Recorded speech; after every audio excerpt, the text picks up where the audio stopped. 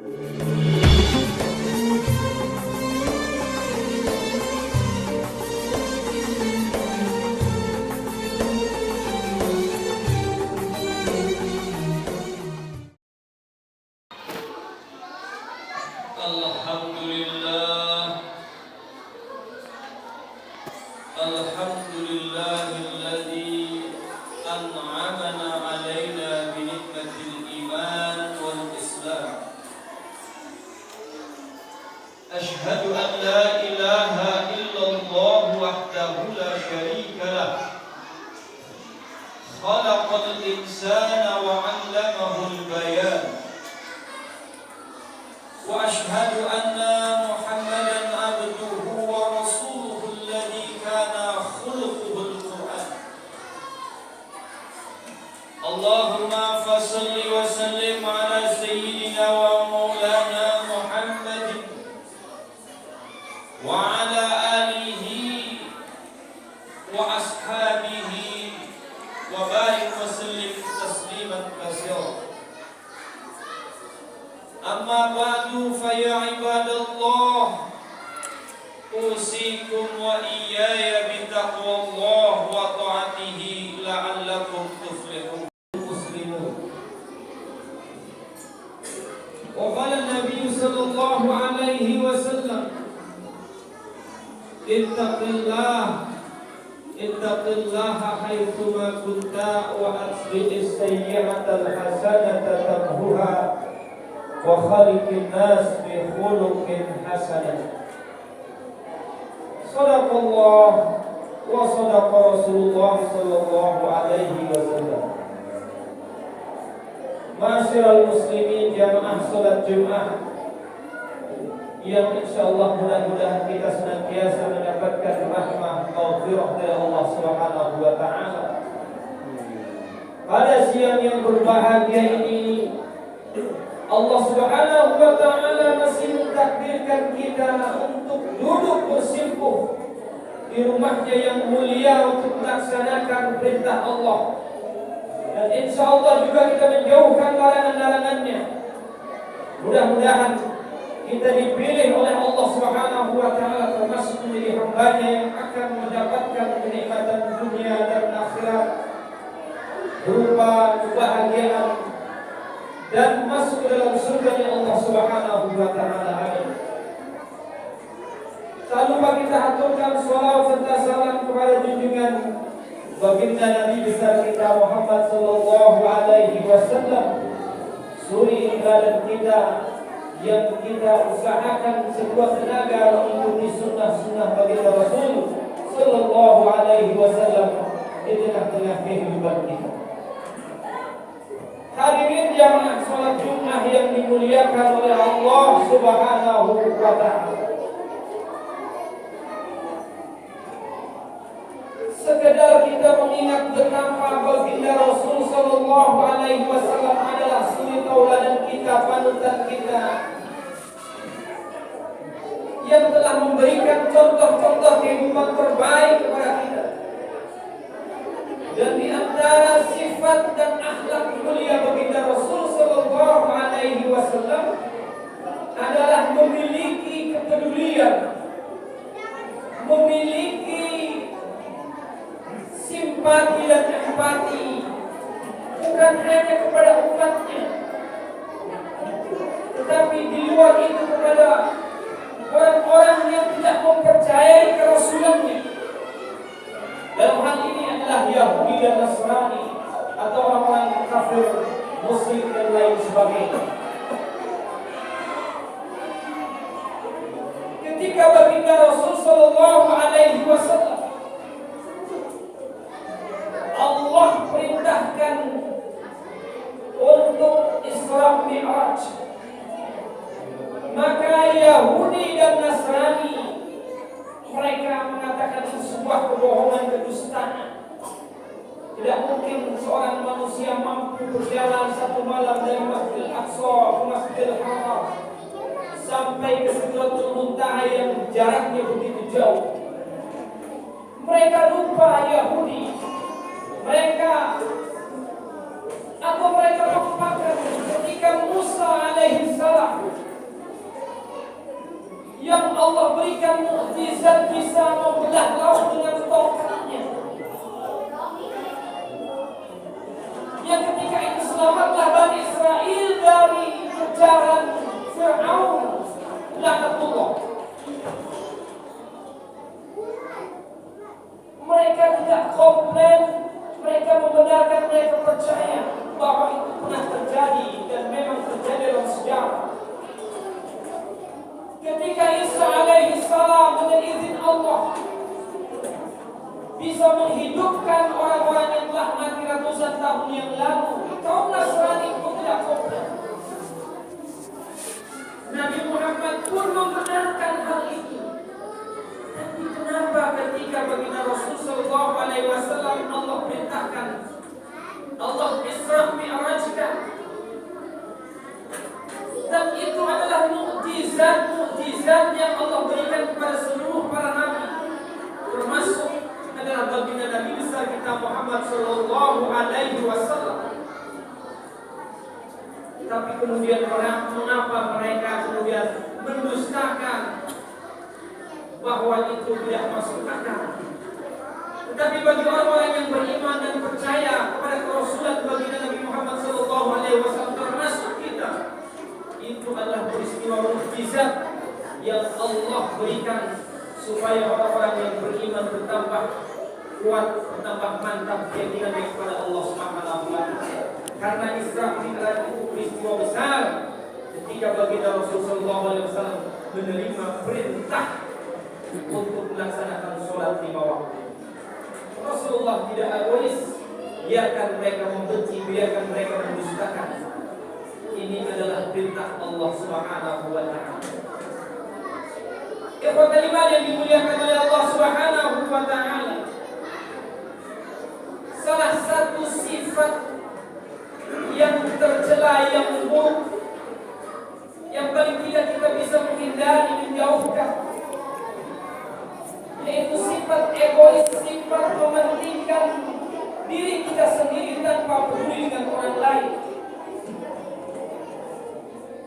Karena sifat egois, mementingkan diri sendiri, dengan kata lain sombong, tak butuh orang lain, tak butuh bantuan orang lain, tak punya simpati dan empati kepada orang di sekitarnya, ini merupakan sifat iblis yang memang oleh Allah Subhanahu wa taala ditakdirkan untuk menjadi penghuni neraka Allah Subhanahu wa taala. Dengan keegoisannya, dengan kesombongannya, dia mengatakan, ana khairun minhu, aku lebih baik dari anak. Khalaqtahu min tin wa khalaqtani min nar. Adam dari tanah, aku dari api. Cikal bakal keegoisan dan kesombongan inilah yang menghantarkan iblis dan pengikut-pengikutnya akan menjadi penghuni neraka Allah Subhanahu wa taala. Mudah-mudahan kita dijauhkan dari sifat atau karakteristik iblis yang egois, yang sombong, yang takabur, yang merasa dirinya lebih hebat dari orang lain. Ikhwatul iman yang dimuliakan oleh Allah Subhanahu wa taala, Rasulullah SAW kita pemimpin yang langka, pemimpin yang luar biasa, pemimpin yang amanah, yang memiliki sifat-sifat mulia, tidak egois, tidak sombong, tidak mementingkan dirinya sendiri. Satu ketika awal-awal Islam ini, Allah perintahkan kepada Nabi Muhammad untuk diajarkan kepada orang-orang kafir Quraisy. Maka orang-orang kafir Quraisy kemudian menentang, "Hai Muhammad, kalau kamu ingin kekayaan, kami akan berikan kepada kamu. Kalau kamu ingin jabatan yang tinggi, kami berikan kepada kamu. Kalau kamu ingin harta melimpah ruah, akan kami berikan kepada kamu, asal kamu berhenti, jangan menyebarkan ajaran-ajaran Islam ini." Yang berkata seperti itu bukan orang sembarangan. Itu adalah elit-elit kaum kafir Quraisy yang punya segalanya, punya uang, punya kekuasaan, punya modal, punya semua-muanya.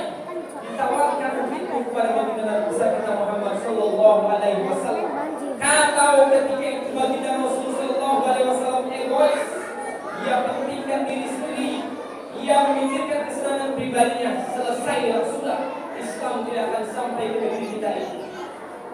Tapi apa jawaban baginda Rasul sallallahu alaihi wasallam? Kalau seandainya mereka kafir Quraisy meletakkan matahari di tangan kanan, bulan di tangan kiri, la atruka hadzal amr, walaupun mereka menyalahkan itu semuanya di tangan kanan dan kiri, aku tidak akan pernah meninggalkan dakwah ini.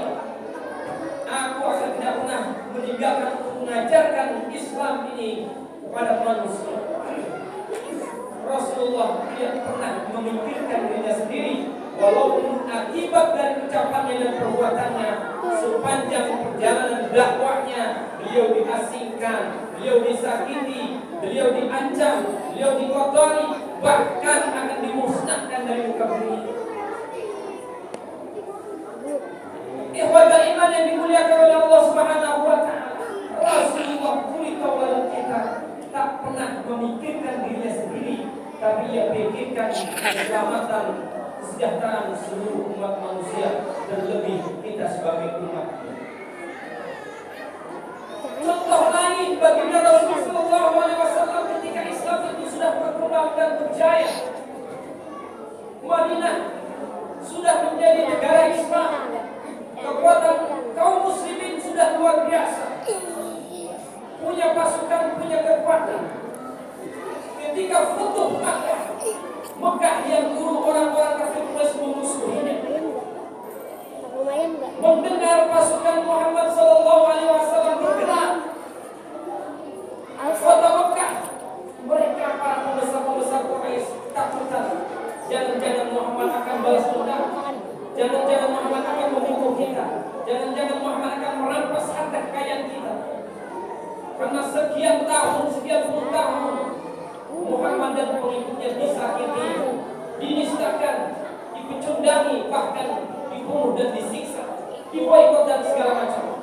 Tapi apa yang terjadi ketika baginda Rasul sallallahu alaihi wasallam memasuki kota Mekah? Para penduduk kafir Quraisy yang sudah ketakutan alam kepala, apa kata baginda Rasul sallallahu alaihi wasallam yang dengan kekuatannya waktu itu bisa saja menghancurkan kafir Quraisy? Apa kata baginda Rasul sallallahu alaihi wasallam ketika ditanya, "Ya Muhammad, apa yang kau inginkan dari orang-orang yang dulu memusuhi kamu, menelantar kamu, memboikot kamu, bahkan akan membunuh kamu?" Jawaban baginda Rasul sallallahu alaihi wasallam, "Al-yawma yaumul marhah." Hari ini adalah hari penuh kasih sayang. Tidak ada kedengkian, tidak ada pembunuhan, tidak ada peperangan, tidak ada kekacauan. La tasriba alaikum al-yawm antum al-mutlaq. Tidak ada dendam pada kamu hari ini, wahai orang Quraisy. Silakan pulanglah kamu ke rumah kamu. Kamu adalah manusia-manusia yang bebas.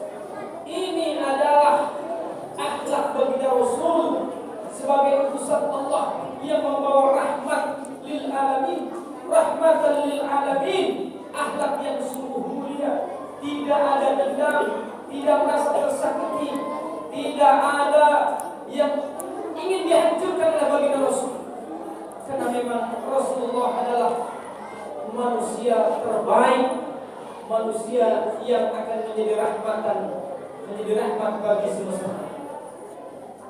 Ikhwatul iman yang dimuliakan oleh Allah Subhanahu wa taala, seandainya baginda Rasul sallallahu alaihi wasallam ketika itu egois, habislah orang-orang yang dulu memusuhi. Ikhwatul iman yang dimuliakan oleh Allah Subhanahu wa taala, ke dalam umatnya sendiri, ke dalam kita umat Islam, Rasulullah mengajarkan kepada kita ruhama bainahum, berkasih sayang di antara kita kaum muslimin. Tidak perlu ada pertengkaran, tidak perlu ada peperangan, tidak perlu ada perdebatan yang akan memutuskan tali silaturahim, yang akan merenggangkan kekuatan umat Islam.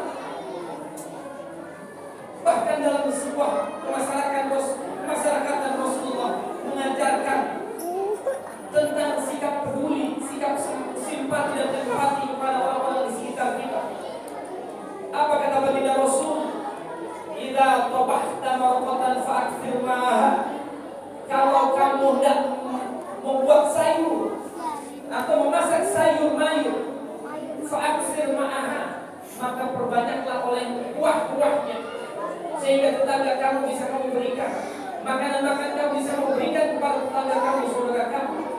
Itulah mengapa baginda Rasul sallallahu alaihi wasallam mengajarkan sifat peduli, simpati dan empati kepada kaum muslimin. Rahmah bainahum. Bahkan terakhir, saking begitu sayangnya, saking begitu pedulinya dan tidak egoisnya baginda Rasul sallallahu alaihi wasallam, ketika baginda Rasul sakaratul maut, yang merasakan sakit sebagaimana manusia pada umumnya, Rasul memanggil Fatimah dan wahai putriku Fatimah, malaikat maut telah menjemputmu. Sakit sakaratul maut, seolah-olah memutuskan kurang kuat dalam leherku. Sakit luar biasa.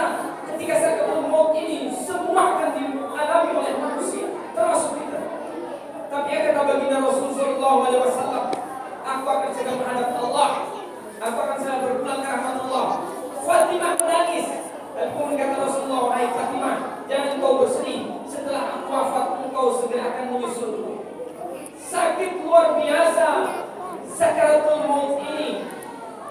Apa kata baginda Rasul? Ya Allah, perkenankanlah aku sakit sakaratul maut ini separuhnya atau seluruhnya akan aku tanggung. Jangan nanti umatku merasakan sakit yang luar biasa saat sakaratul maut. Mana ada pemimpin yang sampai berpikir sejauh itu? Mana ada teladan manusia zaman sekarang, pemimpin-pemimpin zaman sekarang yang berpikir sejauh itu, tidak mementingkan diri sendiri, bahkan sampai ketika sakaratul maut dia mohon kepada Allah bahwa sakit sakaratul maut umatnya akan digantikan oleh baginda Rasul sallallahu alaihi wasallam. Allahumma shalli ala sayyidina Muhammad wa ala alihi wa ashabihi wa barik wasallim. Mudah-mudahan kita bisa menjadi contoh atau mengambil iktibar dari akhlak baginda Rasul sallallahu alaihi wasallam yang tidak egois, yang peduli, yang simpati dan empati kepada orang-orang di sekitar kita, kaum muslimin, khususnya manusia pada umumnya. Mudah-mudahan bermanfaat. Amin Allahumma ya rabbal alamin. Barakallahu li wa lakum fil Qur'anil karim wa nafa'ana wa iyyakum bima fihi min al-ayati wa dhikril hakim. Taqabbal minna wa minkum tilawatahu innahu huwal ghafurur rahim.